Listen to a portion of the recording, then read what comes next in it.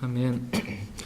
예, 오늘 말씀은 크게 세 가지 주제로 오늘 하나님의 말씀을 살펴보는 시간 갖도록 하겠습니다. 첫 번째 주제는 사도의 표적입니다. 사도의 표적. 내가 가장 으뜸가는 사도들보다 조금도 뒤지지 않는다, 이렇게 사도 바울이 말합니다. 이 사도의 표적들로 누가 진짜 사도인지를 이렇게 말씀으로 분별하는 것에 대해서 오늘 말씀 보겠습니다. 두 번째 주제는 결심입니다. 저와 여러분들이 어떠한 결심을 이렇게 해야 하는가라고 했을 때, 사도 바울은 십자가에 못 박히신 그리스도 외에는 아무것도 알지 아니하기로 내가 결심하노라, 이렇게 고백합니다. 이 결심을 언제 했냐면요, 사도 바울이 아테네를 지나서 고린도에 이르렀을 때 이 결심을 했어요. 고린도에서 내가 십자가에 못 박히신 그리스도 외에는 아무것도 알지 아니하기로 결심하노라 라는 말씀 살펴보고, 세 번째 주제는 그리스도의 진리에 관한 말씀입니다. 그리스도의 진리가 내 속에 있어서 그 진리를 자랑하는 데 있어서 아무도 나를 막을 수 없다라는 진리에 대한 강한 열정에 대한 그 사모함을 저희 모두가 가질 수 있길 원합니다. 이러한 세 가지 주제를 가지고 오늘 말씀을 살펴보도록 하겠습니다. 한 말씀씩 한 구절씩 한번 보겠습니다. 다 같이 고린도후서 11장 5절 보겠습니다. 고린도후서 11장 5절 말씀을 읽으시면서 지금 사도 바울이 무슨 말을 하고 있는지, 어떤 심정으로 지금 이 말을 하고 있는지 한번 생각해 보시기 바랍니다. 같이 11장 5절 같이 읽겠습니다. 나는 가장 으뜸가는 사도들보다 내가 조금도 뒤지지 않는 줄로 생각하노라. 예. 지금 사도 바울은 자신이 으뜸가는 사도들보다, 지금 내가 예수님의 수제자라고 할 수 있는 이 베드로, 야고보, 요한, 이들보다 내가 조금도 뒤지지 않는다라고 지금 자신에 대해서 사도 바울이 지금 자랑을 하고 있습니다. 이게 얼마나 정말 어리석은 그러한 자랑입니까? 자신을 고린도 교회 성도들이 사도로 인정해 주질 않으니까, 바울을 고린도 교회 성도들이 사도로 인정해 주지 않으니까, 내가 너희들이 알고 있는 그 가장 으뜸가는 사도들보다 내가 더 뒤지지 않는, 더 으뜸가는 사도다라고까지 지금 이렇게 지금 말하고 있는 상황입니다. 어리석은 자랑을 지금 하고 있습니다. 다 같이 고린도후서 12장 11절 말씀 보겠습니다. 고린도후서 12장 11절 말씀. 고린도후서 12장 11절 같이 읽겠습니다. 내가 자랑함으로 어리석은 자가 되었거니와 너희가 억지로 나를 시켰느니라. 내가 너희에게서 칭찬을 받아야 마땅하노니 내가 아무것도 아닐지라도 무슨 일에서나 가장 으뜸가는 사도들보다 결코 뒤지지 아니하노라. 예. 원래 사도 바울은 다른 서신서도 읽어보면 아시겠지만, 내가 죄수 중에 우두머리 중에 우두머리다, 이렇게 고백하고 자신이 아무것도 아님을 늘 고백하는데, 고린도 교회 성도들 앞에서는 어리석게 자랑할 수밖에 없는 그러한 일이 생겼습니다. 자신에 대해서 자랑하는 사람은 어리석은 사람입니다. 그런데 지금 사도 바울이 그런 어리석은 자처럼 자신에 대해서 지금 자랑을 하고 있는 것입니다. 내가 가장 으뜸가는 사도들보다 결코 뒤지지 않는다고 지금 자신의 입으로 자신에 대해서 자랑을 하고 있습니다. 이런 어리석은 짓을 너희가 나한테 억지로 시켰다, 이렇게 지금 말하는 것입니다. 내가 이렇게라도 어리석게 말해야 너희가 사탄의 사역자들의 속은 것에 대해서 너희가 빠져나올 수 있기 때문에 어쩔 수 없이 내가 지금 이렇게 어리석은 자랑을 하고 있다라고 말하는 것입니다. 그런데 실제로 사도 바울은 가장 으뜸가는 사도들보다 결코 뒤지지 않았습니다. 실제 있어서 뒤지진 않았어요. 사도는 어떤 사람이냐면, 사도는 예수 그리스도께서 부르시고 택하시고 사도라는 이름을 주고 임명을 하신 건데, 이 사도는 보내심을 받은 자라는 겁니다. 이 사도는 사도의 표적들이 있습니다. 반드시 사도는 사도의 표적들을 행할 줄 알아야 됩니다. 그 사도의 표적들을 행하는 데 있어서 사도 바울은 이 가장 으뜸가는 사도들보다 결코 뒤지지 않았다라는 것입니다. 그 밑에 구절 고린도후서 12장 12절 말씀 보겠습니다. 사도는 사도의 표적들이 있습니다. 고린도후서 12장 12절 같이 읽겠습니다. 진실로 내가 너희 가운데서 모든 인내와 표적들과 이적들과 능한 행위들로 사도의 표적들을 행하였노라. 예. 사도의 표적들을 행하였노라 이렇게 말씀하십니다. 내가 너희 가운데 있을 때, 사도 바울이 고린도에 있을 때 모든 인내와 표적들과 이적들과 능한 행위들로 사도의 표적들을 행한 것을 너희가 기억하지 못하냐라는 것입니다. 사도만 할 수 있는 사도의 표적들이 있습니다. 에베소 교회 성도들은 스스로 사도라고 말하는 그러한 사람들에게 사도가 아닌 것을 시험해서 거짓말하는 자들임을 드러낸 것에 대해 주님으로부터 칭찬을 받았습니다. 그러니까 초대교회 당시에도 사도가 아닌데 사도라고 말하는 사람들이 있었어요. 그래서 이 에베소 교회 성도들은 진짜 사도인지를 그걸 시험을 했습니다. 어떻게 시험했냐면 진짜 사도면 사도의 표적들을 행할 줄 알아야 되는 거예요. 그걸 가지고 시험을 했습니다. 사도의 표적이 뭔지 한번 보도록 하겠습니다. 사도의 표적들이 마가복음 16장 보겠습니다. 마가복음 16장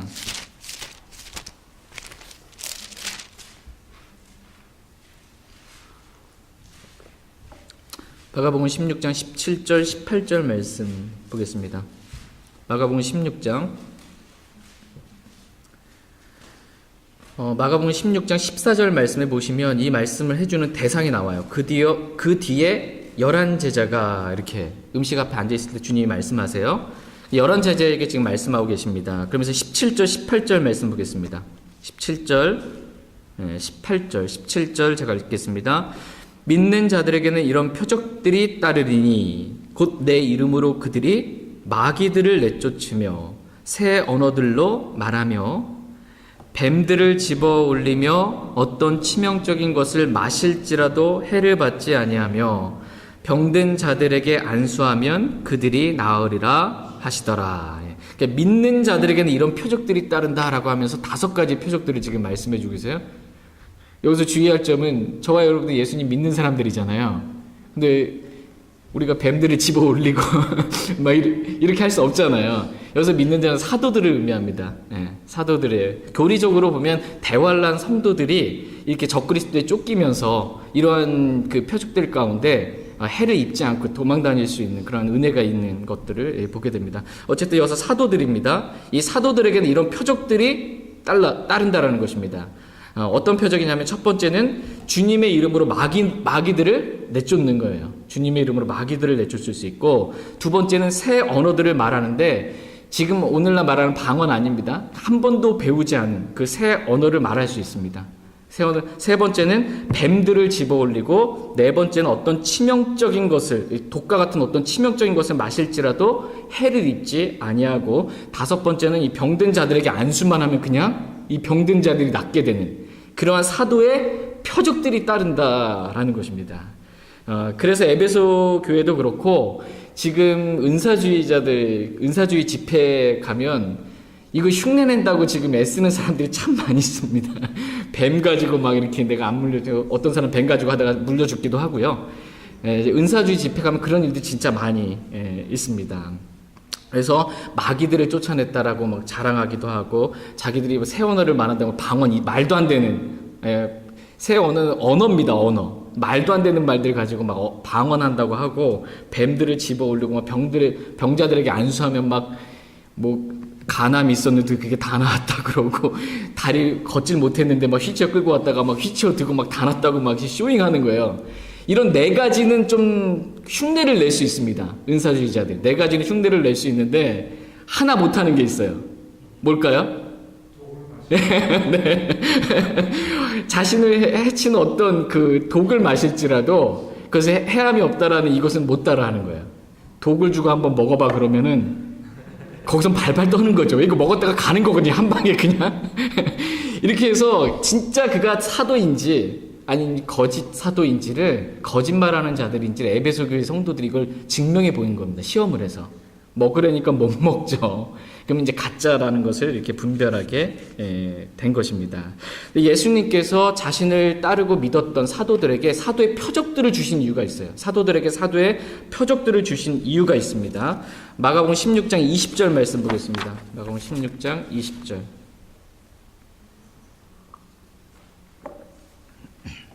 마가복음 16장 20절 같이 읽겠습니다. 그들이 나아가서 모든 곳에서 복음을 선포하며 주께서 그들과 함께 일하시며 따르는 표적들로 말씀을 확증해 주시니라. 아멘. 예. 사도들이 지금 나가서 모든 곳에서 복음을 선포합니다. 그때 주님께서 그들과 함께 일하십니다. 그러면서 따르는 표적들로 그들이 전한 복음의 말씀이 진리임을 확증해 주신다. 이렇게 말씀해 주고 있습니다. 그러니까 믿지 않는 유대인들 있잖아요. 이 유대인들은 표적을 구하는 그러한 민족이에요. 표적을 구하는 그러한 민족이기 때문에 예수님께서 이 믿지 않는 유대인들을 믿게 하려면 이들은 표적을 구하니까 복음을 전하게 하시면서 사도들에게 표적을 주신 거예요.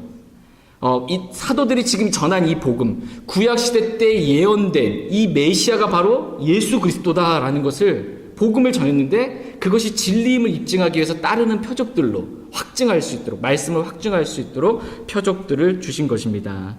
여러분이 사도행전을 이렇게 읽어보시면 아시겠지만 사도행전이잖아요. 사도행전. 사도의 행적을 기록해 놓은 거라고 이렇게 하는데 실제로 이 사도행전에는 앞부분에 베드로와 이제 조금 그 사도의 행적이 조금 나오고 뒷부분부터 해서는 거의 다 이제 사도 바울의 행적들이 쫙 들어 있습니다.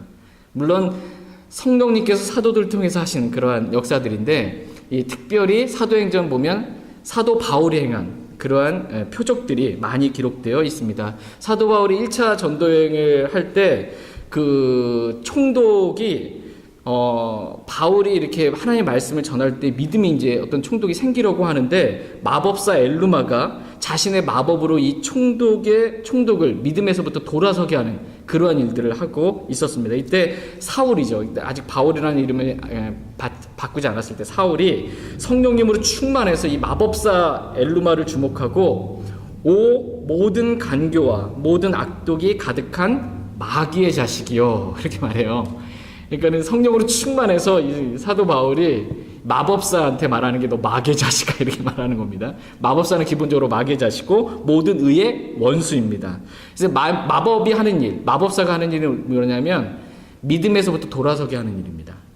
마법사가 하는 역할은 그것입니다. 주님의 말씀을 듣고 믿음을 갖지 못하게 믿음에서 돌아서게 하는 일을 어쨌든 합니다. 이때 사도 바울이 마법사 엘루마에게 너희 마귀의 자식아 모든 의의 원수야 이렇게 하면서 그의 눈을 멀게 만듭니다. 그의 눈을 멀게 만드는 표적을 행합니다.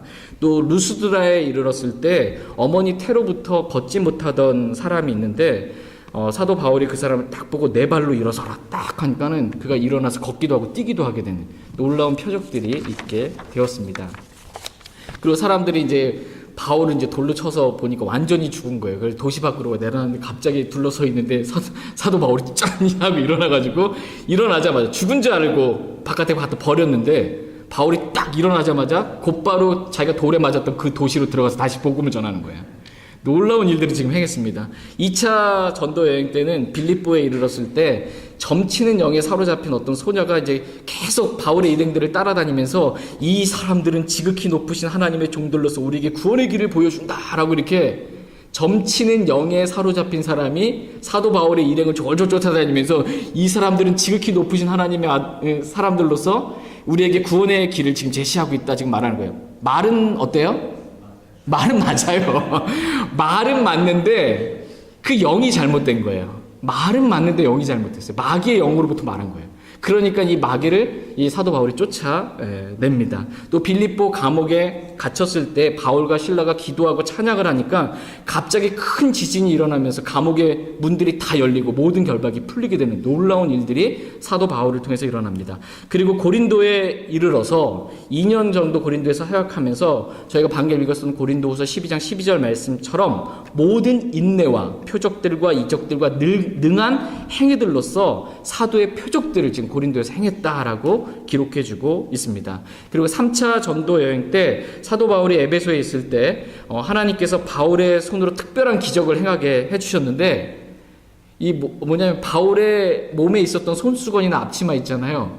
이거를 가져다가 바울 없이도 그냥 이 손수건만 가져다가 병든 자에게 그걸 얹기만 해도 이게 병든 자들이 그냥 낫게 되는 놀라운 기적들을 이 바울을 통해서 지금 행하게 해주셨습니다.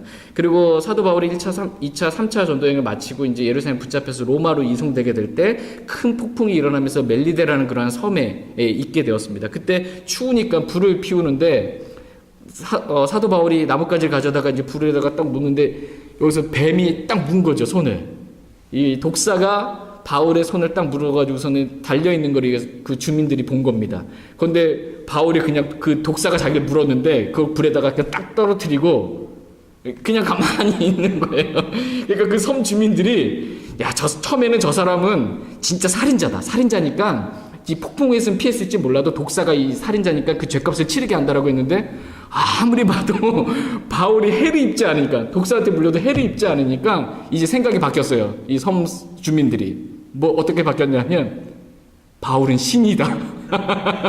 신이 사람의 몸을 입고 여기 왔다라고 이렇게 바뀌게 된 그러한 놀라운 일들이 바울을 통해서 일어났습니다. 그리고 거기서 그 섬에서 우두머리 아버지가 열병과 피설사로 이렇게 죽어갈 때 바울이 안수하니까 낫는 거예요.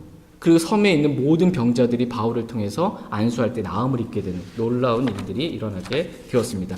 정말 놀라운 이 사도의 표적들이 사도 바울을 통해서 얼마나 많이 행해졌는지 지금 사도행전에 지금 기록되어 있습니다.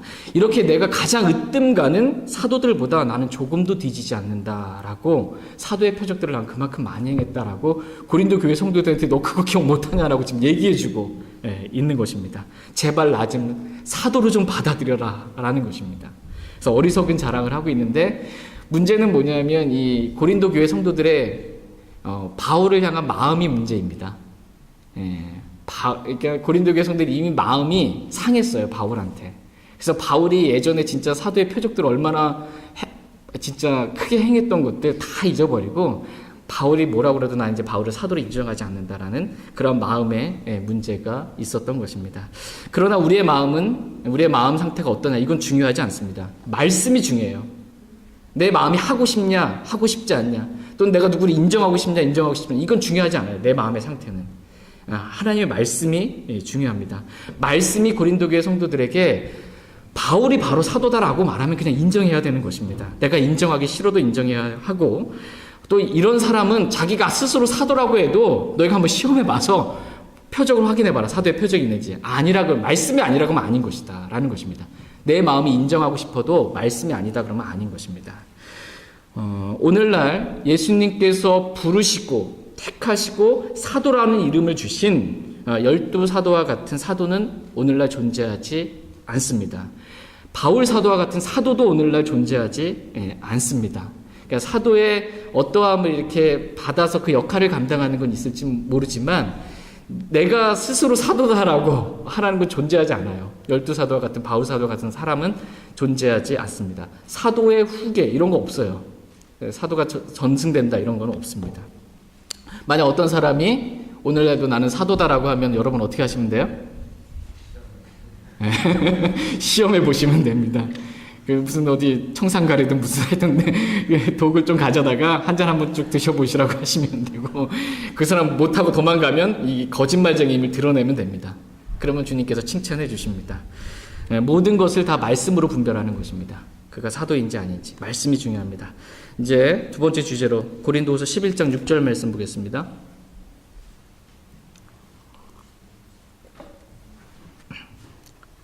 고린도후서 11장 6절 말씀.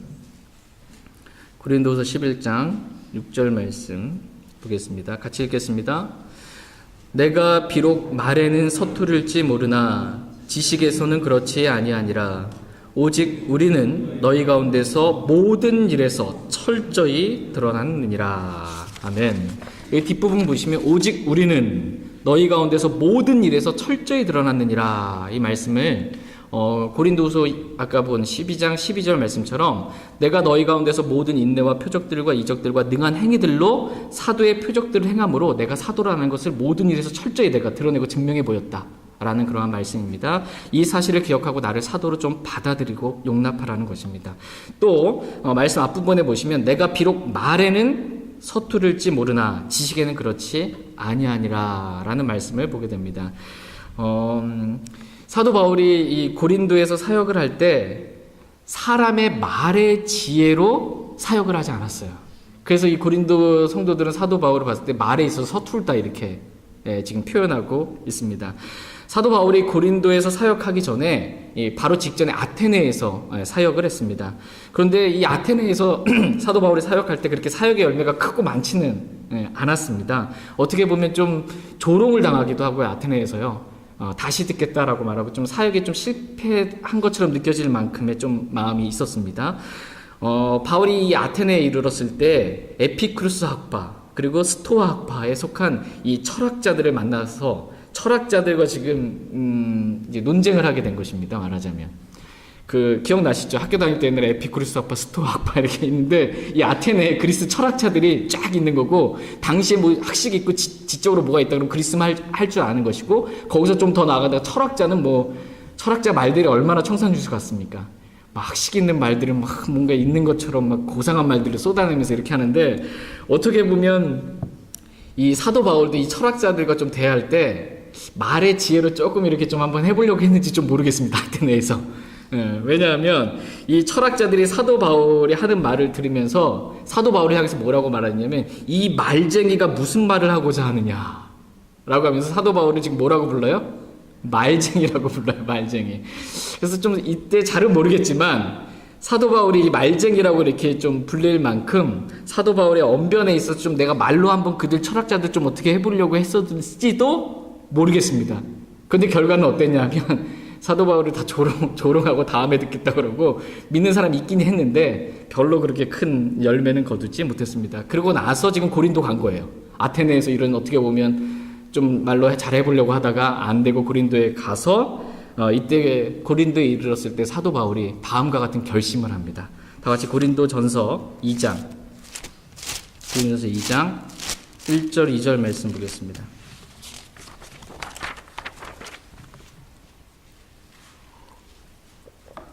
고린도전서 2장 1절 2절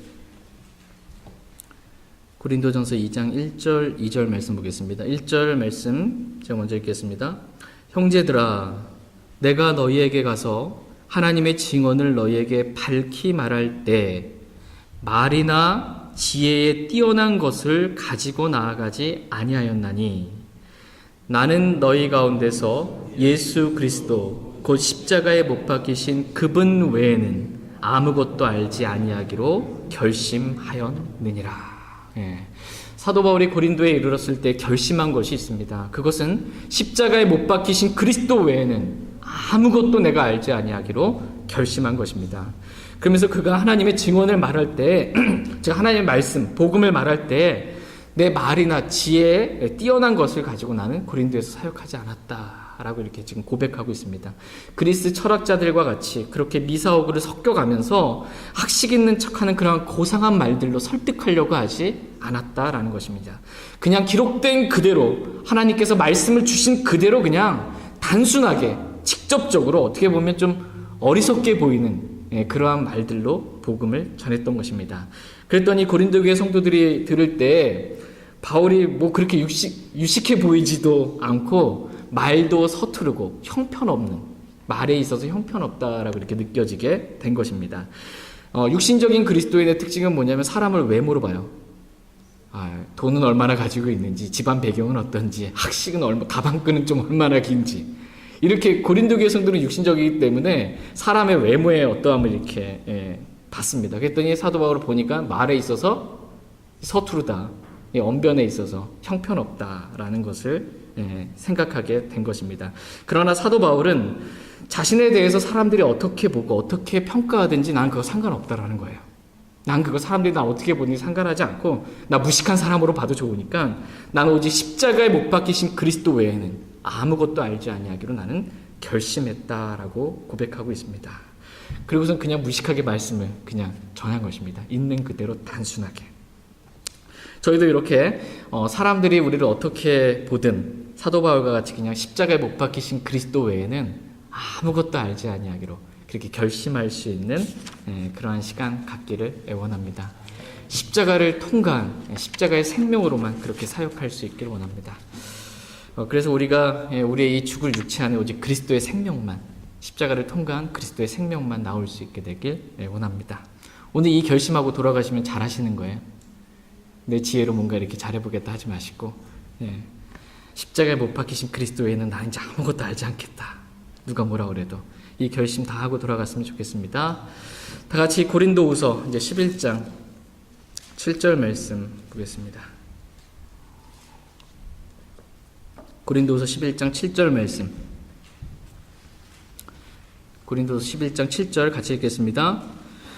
내가 너희를 높이려고 나 자신을 낮추어 하나님의 복음을 값없이 너희에게 선포함으로 너희를 실족하게 하였느냐. 예. 사도 바울은 고린도에서 사역할 때 고린도 교회 성도를 높이려고, 고린도 교회 성도들은 높이고 자신 어떻게 했어요? 낮췄습니다. 오늘 저와 여러분들에게 필요한 것도 바로 이것입니다. 다른 사람은 높이고 존중하고 나보다 더 낮게 이렇게 여기고 나 자신은 어떻게 하는 거예요? 낮추는 것입니다. 저희 모두가 이렇게 남은 나보다 더 이렇게 낮다라고 높이고 우리 자신은 늘 겸손과 온유의 영으로 우리 자신을 항상 낮추며 살 수 있기를 원합니다. 또한 사도 바울은 고린도에서 사역을 할 때 하나님의 복음을 값없이 전했습니다. 말하자면 고린도에서 사도 바울이 이 사역자로 사역을 할 때 고린도 교회로부터 사례비를 받지 않았어요. 값없이 복음을 전했다라는 것입니다. 사례비를 받지 않았습니다. 그것으로 인해 도리어 너희가 실족하였느냐 이렇게 지금 묻는 거예요. 내가 너희로부터 사례비 받지 않은 것, 이게 너희를 실족하게 한 것이냐라는 것입니다. 사도 바울이 고린도에서 사역을 할 때 고린도 교회로부터 사례비를 받지 않은 이유는 뭐냐면 육신적인 그리스도인은 뭐에 민감해요? 이제 좀 돈에 민감합니다. 육신적인 그리스도인들은 돈에 민감하기 때문에 조금이라도 이 고린도 교회 성도들에게 하나님의 복음과 진리가 들어가는 데 있어서 방해가 되지 않도록 하기 위해서 그들로부터 사례비는 받지 않은 것입니다. 다 같이 고린도 전서 9장 12절 말씀 보겠습니다. 고린도전서 9장 12절 말씀.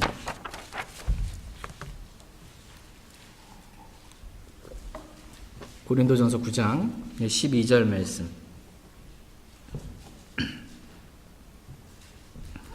고린도전서 9장 12절 말씀 보도록 하겠습니다. 같이 고린도전서 9장 12절 같이 읽겠습니다. 다른 이들이 너희에 대한 이 권리에 참여하거든 하물며 우리는 더 그리하지 아니하겠느냐.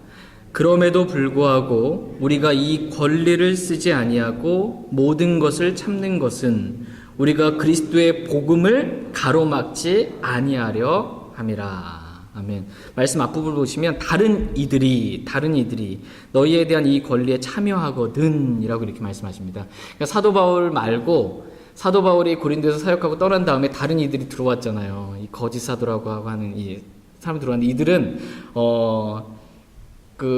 이 권리에 참여를 했습니다. 고린도에 사역할 때 이들은 이 권리에 참여했는데 여기서 말한 이 권리가 뭐냐면 고린도 전서 9장 4절 말씀을 보시면 우리에게 먹고 마실 권리가 없느냐. 첫 번째는 먹고 마실 권리입니다. 두 번째 권리는 5절에 보시면 게바와 같이 베드로와 같이 아내 곧 자매를 데리고 다닐 권리를 지금 의미합니다. 세 번째는 6절 말씀 보시면 나와 바나바만은 일하지 아니할 권리가 없느냐. 그러니까 일하지 아니할 권리에 대해서 지금 말합니다. 여기에 지금 다른 사람들은 참여했다는 것입니다. 이 권리에. 그래서 일하지 않고 교회로부터 사례비를 받고 이렇게 살고 아내를 데리고 같이 닫고 먹고 마시고 할 수 있었던 이러한 권리가 있었다는 것입니다. 그래서 쭉 이어지는 말씀이 뭐냐면 어느 때고 누가 자기 비용을 들여 전쟁에 나가겠느냐. 전쟁이 났어요. 근데 내 재산 팔아가지고 무기 사고 뭐 이렇게 해가지고 누가 그러냐 이거예요. 국가에서 다 대주는 거 아니냐라는 겁니다. 누가 포도원을 만들고 그것의 열매를 먹지 아니하느냐. 누가 양떼를 먹이고 그 양떼의 젖을 먹지 아니하느냐. 이렇게 말하면서 수고하는 자가 그 수고에 대한 삭슬 받는 것. 이것은 뭐 사람들 가운데서도 너무나 지극히 당연한 일 아니냐라고 말합니다. 또 사람들뿐만 아니라 율법도 그렇게 지금 말하고 있는 것이 아니냐. 모세의 율법에 너는 곡식을 밟는 소의 입에 마개를 씌우지 말라. 그러니까 곡식을 밟는 소가 있는데 소가 일을 하잖아요 지금. 근데 일을 하면은 일하다 보면 배고프잖아요. 그럼 먹어야 되는데 이 일하는 소가 먹는 것도 지금 아까운 거예요. 그러니까 이 마개를 씌웠던 거예요. 못 먹게. 그것도 안 주려고. 그 소한테 자기가 일한 삭슬 안 주려고. 그 말하면서 율법도 그 곡식을 터는 그 소의 입에 마개를 씌우지 말라고 그랬는데 하나님께서 그 소 염려하시는 거냐? 그러면서 사도 바울이 전적으로 우리 사역자들을 위해서 이 말씀을 하신 것이 아니냐. 틀림없이 우리를 위해서 이 말씀을 기록하셨다면서 사역자가 그 수고한 것에 합당한 사례비를 받는 것, 이것은 마땅하다 이렇게 표현해주고 있습니다. 이 권리에 다른 이들이 참여하거든 하물며 사도 바울, 우리는 이 권리에 참여하는 것이 마땅한 거 아니냐라고 이렇게 사도 바울은 말합니다. 그럼에도 불구하고 우리는 이 권리를 쓰지 않았다라는 거예요. 고린도에서는 이 권리를 안 썼다라는 것입니다. 즉 고린도 교회로부터는 사례비를 안 받았다는 것이에요. 이유는 고린도 교회 성도들이 돈에 좀 민감하기 때문에 그리스도의 복음이 가로막히지 않게 하려고 그렇게 일부러 고린도에서는 사례비 안 받고 사역했다라는 것입니다. 고린도는 항구 도시예요. 항구 도시는 무역이나 이런 것들이 활발하기 때문에 부자 도시입니다. 풍성합니다. 물질적으로. 고린도 교회 성도들도 부유한 성도들이 많았습니다. 그런데 육신적인 성도들이 참 많았기 때문에 돈에 좀 민감했습니다. 그래서 바울이 생각할 때 여기서 사역할 때에는 내가 사례비를 받으면 안 되겠구나. 여기서 사례비를 받으면 그리스도의 복음이 이렇게 받아들여지는데 가로막힘이 될 수 있겠구나 라는 마음을 가지고 여기서 고린도 교회로부터는 어떠한 사례비도 받지 않은 것입니다. 대신 사도 바울이 다른 교회로부터 이 삭스를 받았어요. 다른 교회로부터. 다 같이 고린도 후서 11장 8절 9절 말씀 보겠습니다. 고린도 후서 11장 8절 9절. 고린도후서 11장 8절 9절 보겠습니다. 8절 제가 읽겠습니다.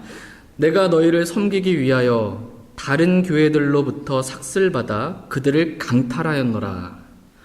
내가 너희와 함께 있을 때 부족한 것이 있었으나 아무에게도 신세를 지지 아니하였으니 내게 부족한 것을 마케도니아에서 온 형제들이 제공하였노라.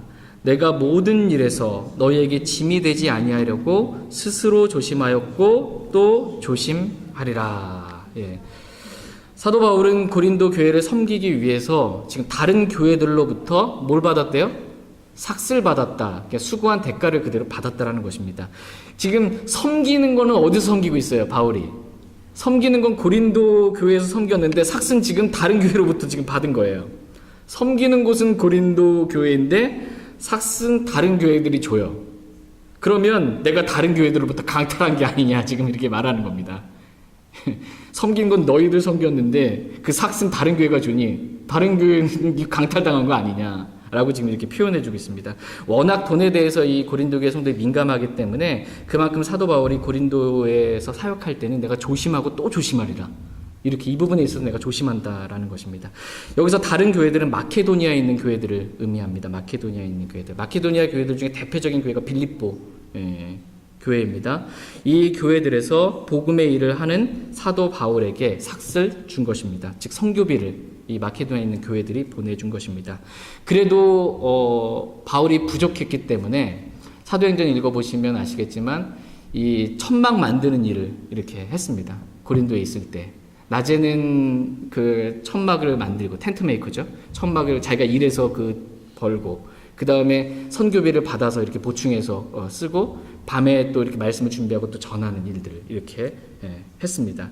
그러니까 여기서 배워야 될 점은 뭐냐면 하나님을 섬기는 사람들, 하나님의 사람들은 비천함 가운데, 즉 가난함 가운데도 이렇게 처할 줄 알아야 되고. 또 풍부한 가운데도 처할 줄 알아야 된다라는 것입니다. 다 배움이 필요하다라는 것입니다. 다 같이 빌립보서 4장 12절 말씀 보겠습니다. 사도 바울이 지금 고린도 성도들한테 말하자면 삭슬 받는 문제, 사례비 얘기하면서 얼마나 낯이 좀 뜨겁겠어요 지금. 그러면서 내가 너희들한테 지금이라도 뭐 사례비를 달라고 하는 거라면 내가 차라리 죽는 게 더 낫겠다 지금 고린도 전서에 보면 고백을 해요. 저도 지금 사례비 주세요 이거 하는 거 아닙니다. 하나님의 말씀이 진리가 지금 이렇게 지금 말씀되어 있음을 지금 말씀을 드립니다. 빌립보서 4장 12절 말씀 보겠습니다. 빌립보서 4장 12절 말씀 같이 읽겠습니다. 빌립보서 4장 12절 같이 읽겠습니다. 내가 비천하게 되는 것도 알고 풍부하게 되는 것도 알아. 어디에서나 모든 일에서 배부른 것과 배고픈 것, 풍부한 것과 궁핍당하는 것을 다 배웠노라. 아멘. 저와 여러분들에게 이런 배움이 지금 필요하다라는 것입니다. 그러니까 풍부한 것과 궁핍당하는 것을 우리가 다 배워야 한다라는 것입니다. 그래야지 우리가 풍부할 때에도 이 풍부한 때에도 주님을 섬길 줄 알고 궁핍하고 가난한 때에도 그때도 주님을 섬길 줄 알게 되는 것입니다.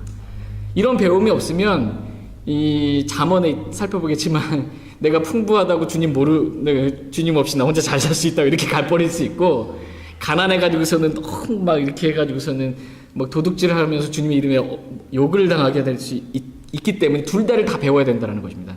하나님께서 사역자는 풍부한 상황에 처하게 하면 그 상황에서도 감사하면서 주님을 따를 줄 알아야 되고, 궁핍하고 가난하게 하셨으면 그 상황 가운데서도 주님 따르는 걸 포기하지 않고 주님을 따를 줄 알아야 된다라는 것입니다. 다 같이 잠언 30장 말씀 보겠습니다. 다 배움이 필요하다는 것입니다. 어떠한 상황이 있든지 배움이 필요합니다. 잠언 30장 8절 9절 말씀. 잠언 30장 8절 9절 말씀. 지금 잠언을 기록한 이 솔로몬이 지금 그 기도하는 거예요. 잠언 30장 8절 9절 말씀. 8절 9절 8절 잠언 30장 8절 9절입니다. 8절 제가 먼저 읽겠습니다. 헛된 것과 거짓말들을 내게서 멀리 옮기시오며 나를 가난하게도 마옵시고 부하게도 마옵시며 내게 알맞은 양식으로 나를 먹이시옵소서. 내가 배불러서 주를 부인하고 말하기를 주가 누구냐 할까 염려하오며 또 내가 가난하여 도둑질하고 내 하나님의 이름을 헛되이 취할까 염려하나이다. 내가 부유하게 돼서 배불러서 주님 부인하고 주님 누구냐 이렇게 주님 섬기지 않고 세상으로 갈까봐, 또 내가 가난해서 도둑질하고 주님의 이름에 헛되게 취할까봐 나를 가난하게도 마옵시고 부하게도 마옵소서라고 이렇게 지금 기도하고 있습니다. 이와 같이 하나님을 섬기는 사람은 다 둘 다를 어떠한 상태에 있든지 둘 다를 다 배워야 합니다. 그래야 어떠한 상황 가운데서든 주님을 신실하게 따를 수 있습니다. 저희 모두가 이렇게 부하든 또는 가난하든 어떤 상황에서도 오직 주님 한 분만을 따르고 섬길 수 있기를 원합니다.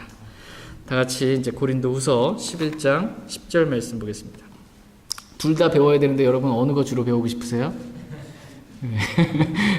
풍부한데 처할 줄 아는 걸 좀 많이 배우고 싶으시네. 고린도후서 11장 10절 말씀. 고린도후서 11장 10절 말씀 보겠습니다.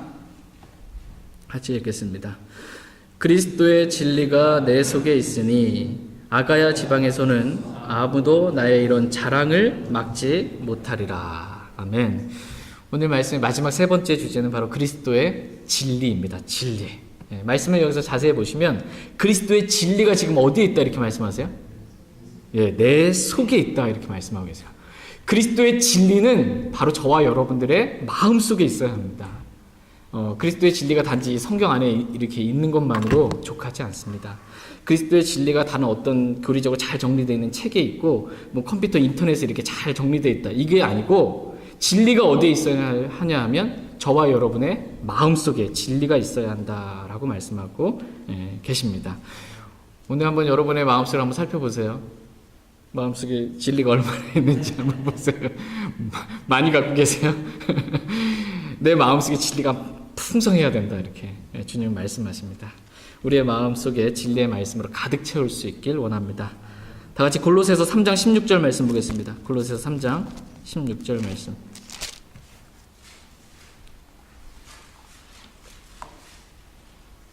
골로새서 3장 16절. 골로새서 3장 16절 말씀.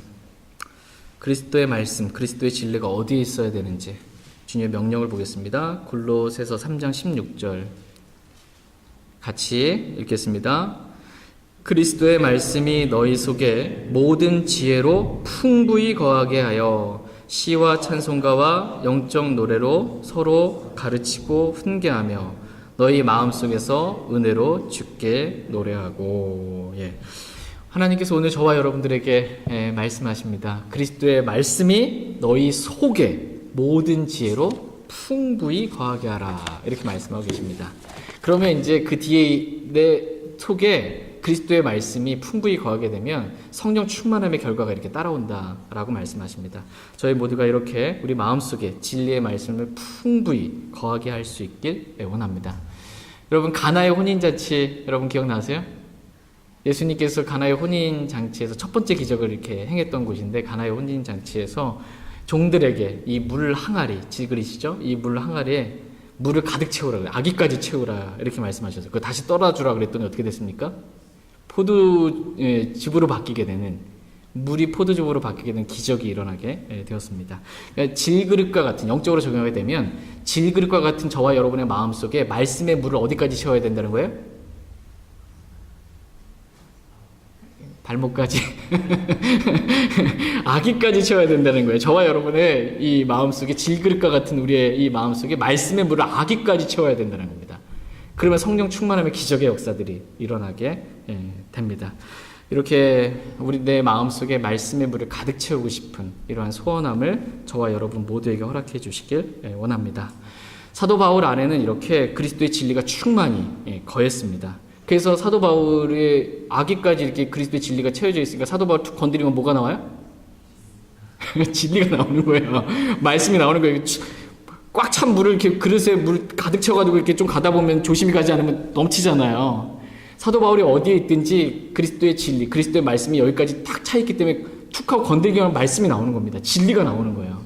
그렇게 채우라는 것입니다. 그래서 이 아가야 지방에서는, 고린도가 있는 이 아가야 지방에서는 아무도 이 진리에 대한 자랑을 막지 못한다, 나를 막지 못한다 라고 이렇게 말씀하고 있습니다. 아무도 바울의 입을 막아서 진리를 자랑하지 못하게 할 수 없다라는 것입니다. 그만큼 사도 바울의 마음속에 이 진리의 말씀이 가득했던 것을 보게 됩니다. 저희도 이렇게 진리의 말씀을 자랑하고 선포하는 데 있어서 아무도 막지 못할 만큼 그렇게 우리 마음속에 진리의 말씀이 풍부히 거할 수 있게 되길 원합니다. 이러한 진리의 열정을 저희가 갖는 시간 될 수 있도록 주님 앞에 나가 개인적으로 기도하는 시간 갖도록 하겠습니다. 잠깐 오늘 들으신 말씀 기억하고 기도하는 시간 갖겠습니다.